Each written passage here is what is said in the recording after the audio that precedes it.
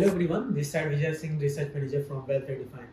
So first of all आज का जो टॉपिक है हमारा, meet the value mutual funds with the highest Sharpe ratio. Higher the Sharpe, higher the return.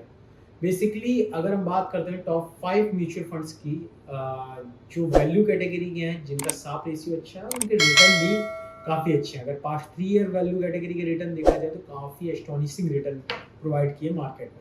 बात करते हैं फर्स्ट नंबर पे जो हाईएस्ट साप रेशियो होल्ड करता है, वो आईसीआईसीआई वैल्यू डिस्कवरी फंड है।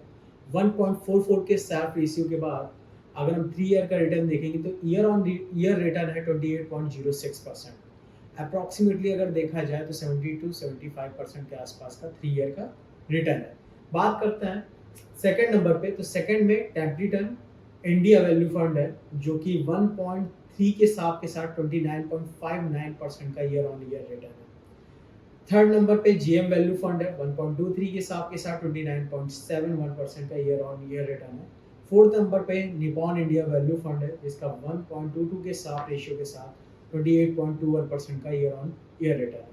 वहीं फिफ्थ नंबर पे हम बात करते हैं तो बंधन का स्टर्लिंग वैल्यू फंड है, जो कि 1.21 साल के साथ 27.91% का ईयर ऑन ईयर रिटर्न है।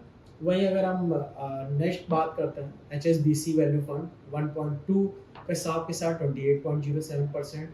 टाटा इक्विटी पी फंड 1.13 के साथ 25.40% ईयर ऑन ईयर का return. And HDFC capital builder value fund 1 के साथ 23.19% का ईयर ऑन ईयर रिटर्न है। साप रेशियो जनरली ये डिफाइन करता है कि पोर्टफोलियो में कितना रिस्क लिया गया और रिस्क के अकॉर्डिंग उसका रिटर्न क्या है। तो अगर ओवरऑल देखा जाए तो रिटर्न रिस्क एडजस्टेड काफ़ी अच्छे हैं इन सारे फंड्स में। अगर अपकमिंग डेज में अगर हम वैल्यू कैटेगरी की बात करी जाए तो वैल्यू कैटेगरी में शॉर्ट फॉल एक देखा जा सकता है, मतलब शॉर्ट टर्म की करेक्शन देखा जा सकता है। अगर ये करेक्शन मतलब 10 से 15% के आसपास का होता है तो कहीं ना कहीं बाय ऑन डिप्स की स्ट्रेटजी बनती है वैल्यू फंड के लिए आने वाले टाइम पे।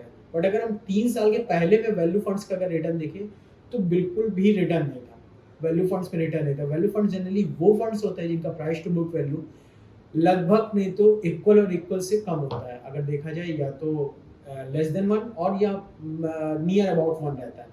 उसके अगर हम कुछ फंड की बात करते हैं तो जनरली इंडिया की नॉर्थन कंपनीज आती हैं, BPCL, IOCL, ये भी एक क्या उसको कहते हैं, ओवरऑल वैल्यू फंड्स हैं, वैल्यू स्टॉक्स हैं। इन्हीं का कॉम्बिनेशन ऑफ स्टॉक्स का हमारा वैल्यू फंड्स बनता है। Thank you so much, have a good day.